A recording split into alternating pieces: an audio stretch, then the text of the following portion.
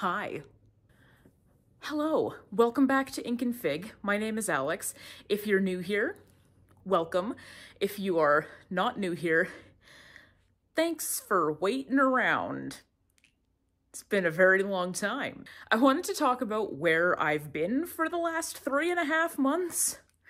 It's been a shocking amount of time since last I posted, and even I was kind of wondering, whether or not or when I would be coming back, and the answer to that question is yes, and now. After my last video where I read my own book, I actually continued reading all the way through the end of October, and I filmed at least one whole video and had the raw footage ready to go, and then I just never edited it. Yeah, so obviously I'm right back at this, and I'm looking at my viewfinder and I feel like I'm really low. You also can't see my hands, which I think is weird, but it's fine. I'd love to go over my 2023 goals, more or less, the ones I remember anyway, and tell you how those went. And I'd love to tell you what I finished reading since my last video, which was 120, 130 days ago, so I've got a lot to update you on. And then I want to let you in on my couple of goals for 2024 and tell you what I've been reading this year. So that's what we're going to be doing in this video. My 2023 goal, the major one, was to read 50 books throughout the year. I succeeded in doing that, and I read a total of 53 books last year, which is my best year to date, saving for the year that I read basically 2 full series of manga, and I ended up reading over 80 books that year. But this year it was mostly novel length books rather than manga, which you can kind of punch out in an hour or two depending on your reading speed. So this easily was my best reading year to date, so I'm really proud of myself for that. One of my other goals was to read, I think, 5 books in excess of 500 pages. I think I managed 2 or 3. It wasn't nearly 5. And I also wanted to read 5 books of poetry, and I don't think I read any. My last goal, because I remember I only had 4 goals, my 4th goal for 2023 was to read a book in German. That didn't happen. I didn't even start one. The opportunity just never presented itself. So I have that goal again on my list for 2024, so hopefully we can do it this time. And I've got 6 of Crows in German, so I know I love that book, so there's no good reason why not. So that is on my list for this year. So since my last video, which was me reading the book that I wrote, I read a lot of books, actually. I really finished off the year strong, and somewhere I have a list of those books that I read, and I'm going to find that for you. So, the first book that I read after Spectre was Episode 13 by Craig DeLuey.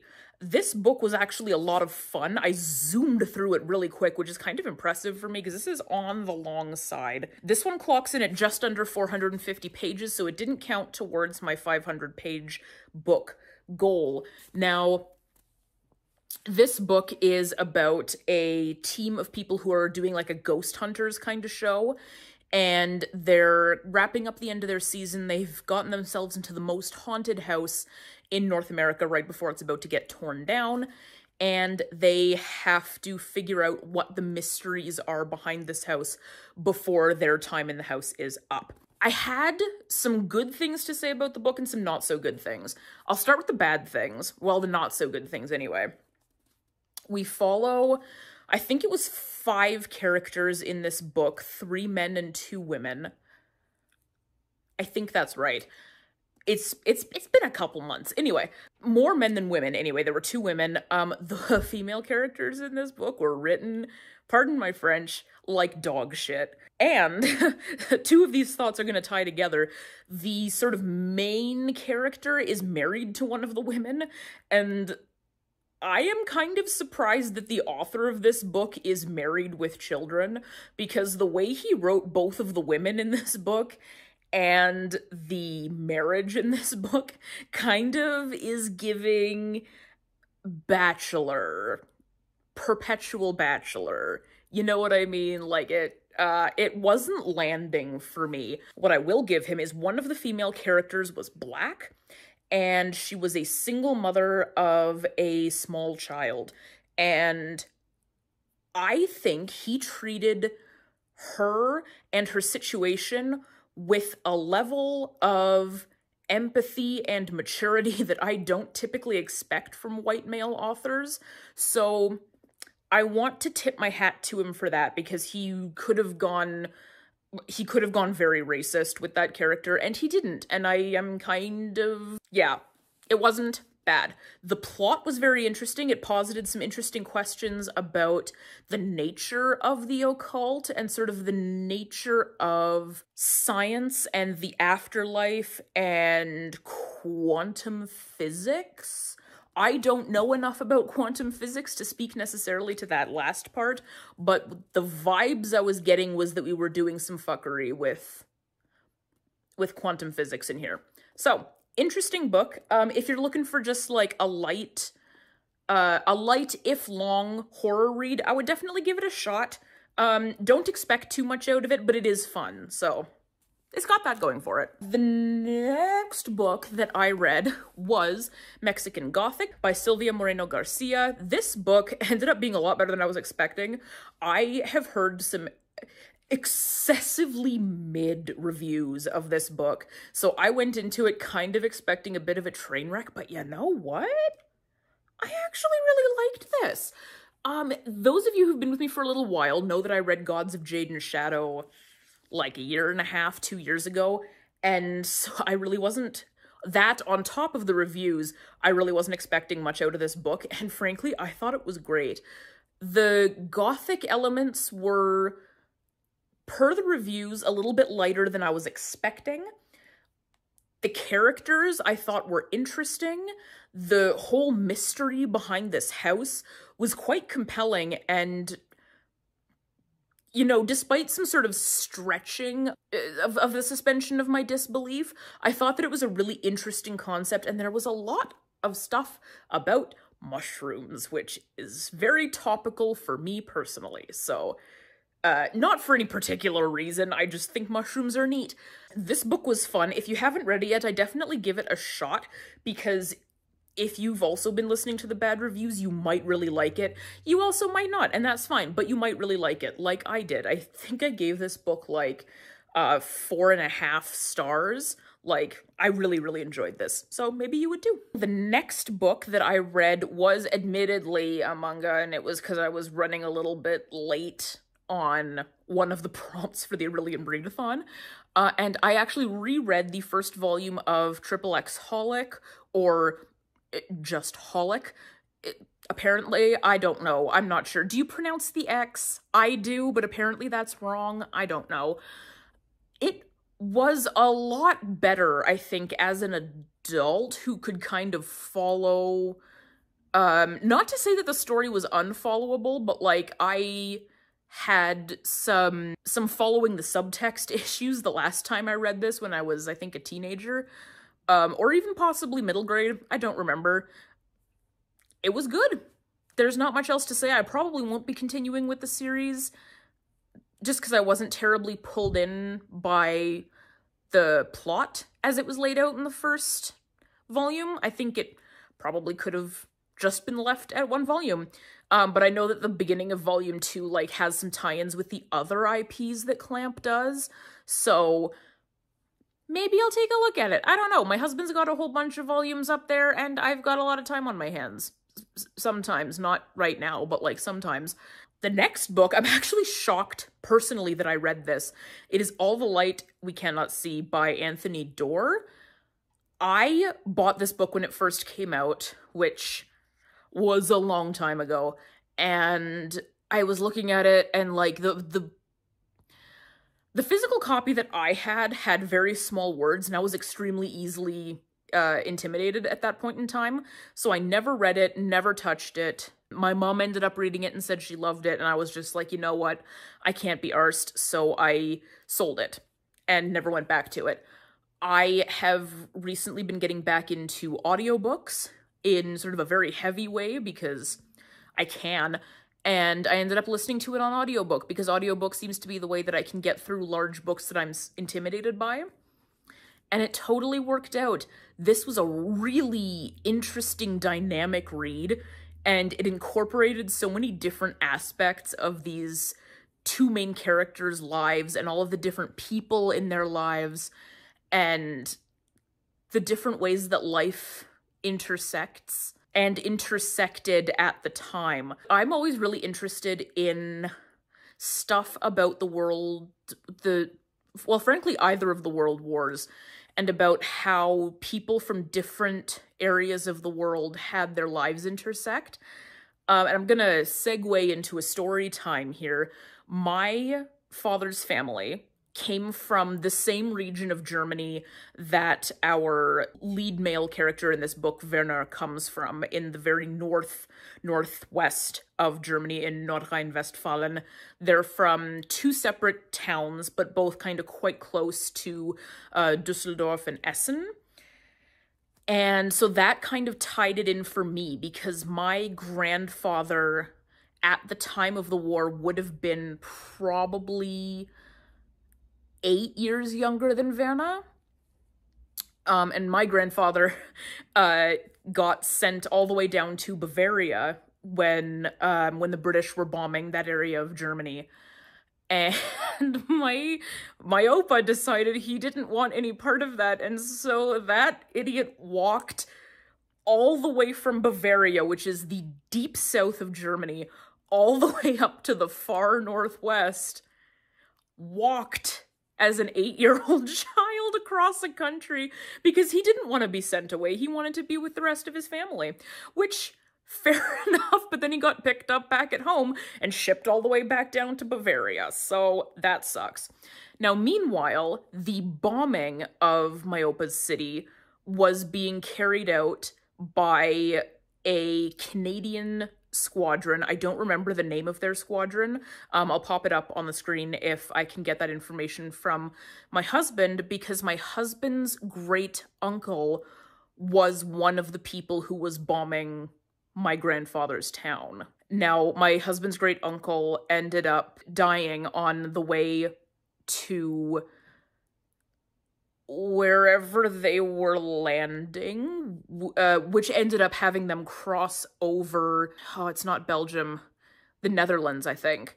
And his plane was shot down over the Netherlands, and that is where he is buried. The fact that I have that history with my husband and that our families back in the time of the war were on separate sides and were in the same area experiencing the same story at that time gave me a really interesting window into All the Light We Cannot See and how those two characters had their lives intersect during the wartime and how they came together and forged a friendship. And then my husband and I, obviously forged a romance all of those years after the war. I just think that's really cool. Cool book. Okay, the next book I read is kind of a humdinger. I read Assistant to the Villain, which admittedly was a bold choice. It's campy, it's fluffy, it's pretty shallow, even though it kind of tries not to be. We're really wham-jangling some plot into this thing, and it's like sort of working, but even saying it's sort of working is generous. Like, it's extremely thirsty while being excessively PG-13. And again, the plot is like, it's pretty linear, which I'll give it. I was kind of expecting it to jump all over the place, but it is pretty linear, pretty focused on the end goal. And the shenanigans that happen are very much bit comedy. Like, it reads like someone's kind of following the characters around with a phone and doing TikToks of them. So it was fine. It was light, it was fluffy, and it took enough time that I was able to use it for, again, I listened to this on an audiobook, that I was able to use it for some crochet projects that I had to get off my plate. So, like, that was great to have that. But, like, don't know if I'll be continuing on with the series. I might, because I always need to knit things, and the audiobook was fine. So, I don't know. It was pretty mid. I think you can give that one a pass if you were thinking about it. It's definitely not a must-read. The next book is another audiobook that I read, and that one was The Hunting Party by Lucy Foley. This was actually really good. It was set in sort of the deep winter in sort of a remote area of the wilderness in Scotland, so it very much smacked of, like, the Canadian Rockies in a lot of ways, so I was really drawn into the story because of that.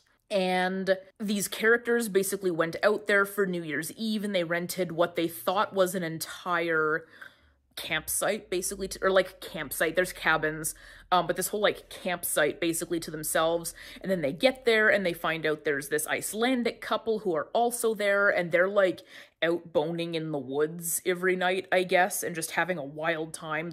Like the two Icelandic folks, the rest of the people are just like busy sort of fighting with each other, I guess, because everyone like wants to be there but doesn't want to be there, and they're friends but they're not actually friends. And there's like a pick-me girl at the beginning, or in like the middle of all of this, who's all over the place, and then someone dies, and in true Lucy Foley fashion, you know from the beginning that there is a body, but you don't know who it is until the end or how they got there.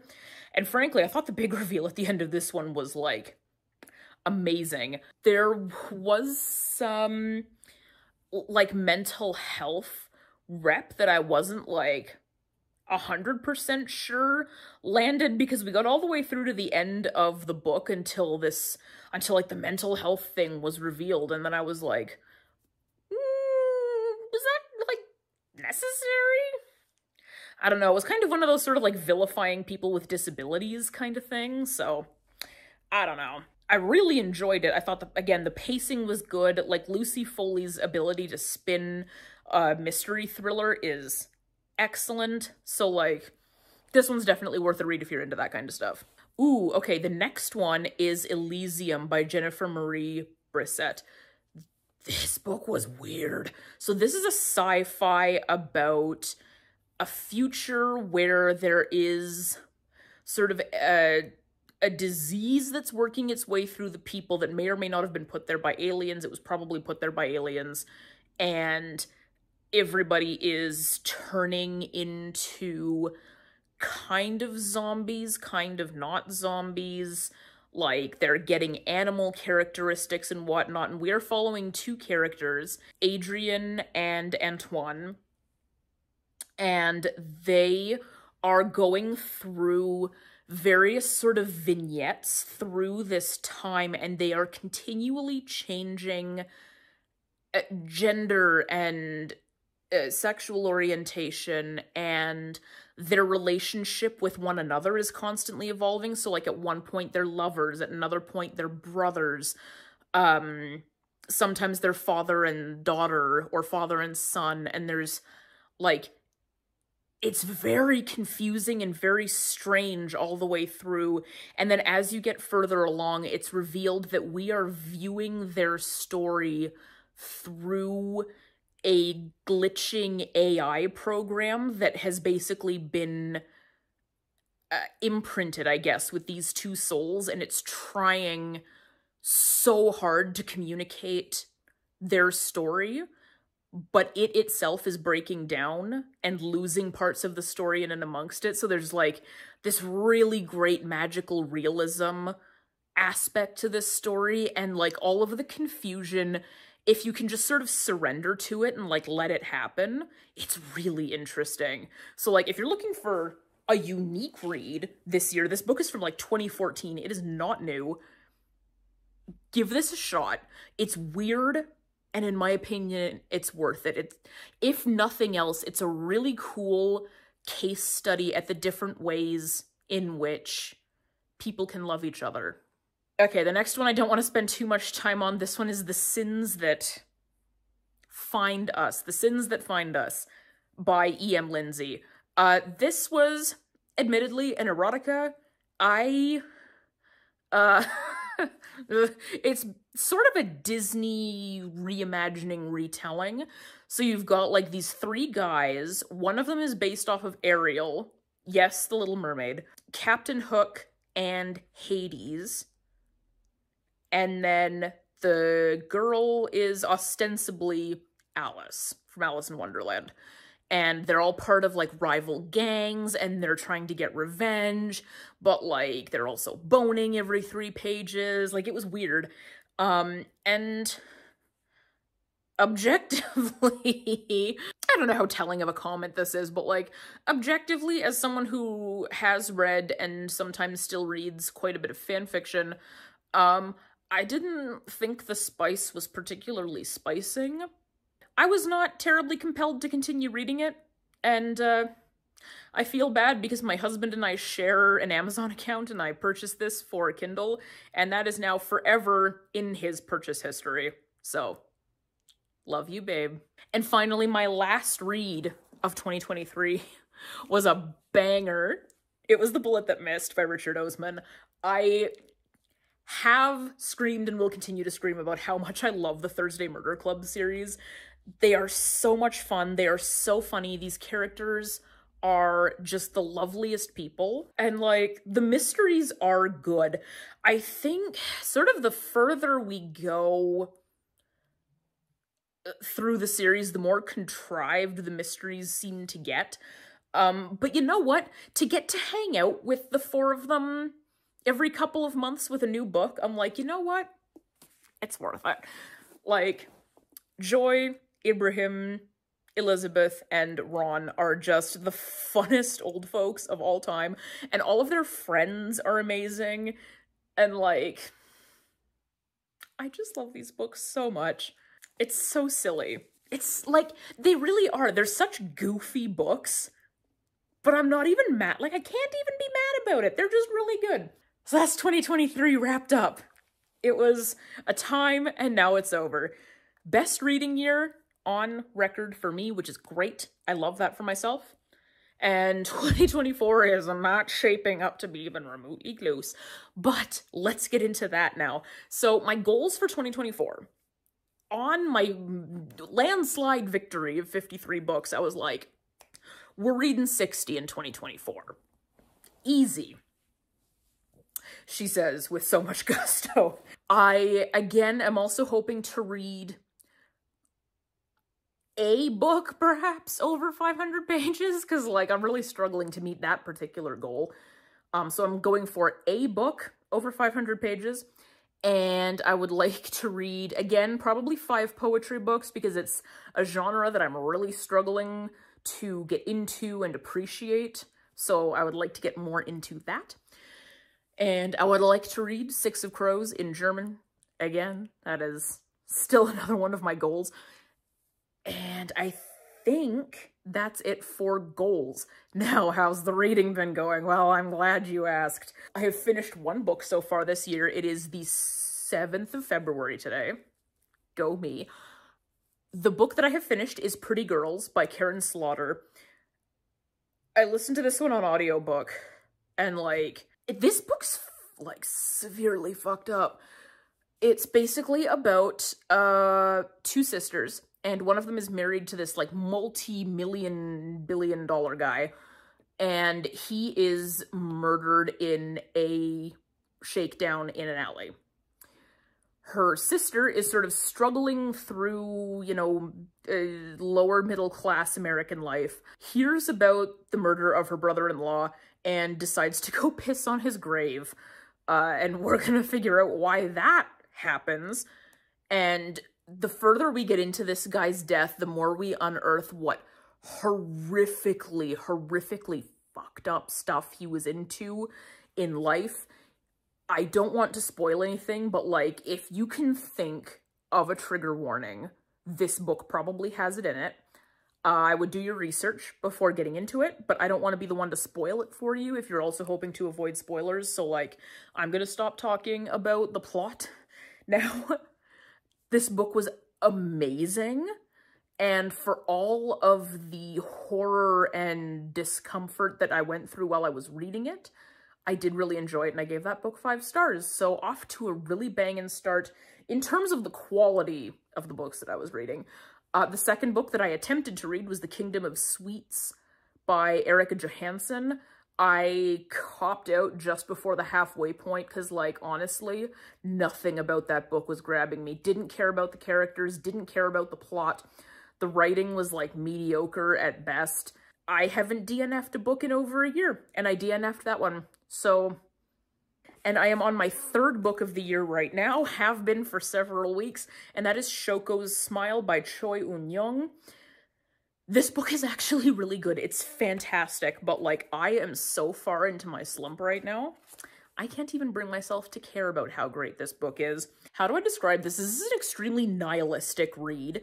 It's sort of about key characters that play a major role in your life and then end up being human and therefore terribly disappointing. Which is really a very fun topic to learn about. And we deal a lot with death in this book also. In the first stories, this is a short story collection, I guess, we dealt with the death of grandfathers, and I'm still kind of grappling with the death of mine. So that was a really hefty journey to go on in the first half, but I am basically exactly halfway through, and my goal is to finish this before the end of February. So you'll notice that 3 books isn't even remotely close to 60, but, you know, I haven't given up on myself yet, and maybe everything is gonna be fine. That's where I am at now. Thank you for sticking around, if you stuck around for that entire absence, because it was a very long time. Thank you so much for joining me. I am very happy to be back and to continue making content for you. If you would like to find me on other places on the internet, you can find me on basically every platform at Ink and Fig. And then you know what to do on this video. Go ahead and leave me a comment and tell me how your reading has been going so far in 2024. And subscribe if you haven't yet subscribed, because there might be more videos coming up. You never know. And that's it for today. Thank you so much for joining me today, and I will see you in the next one. Bye.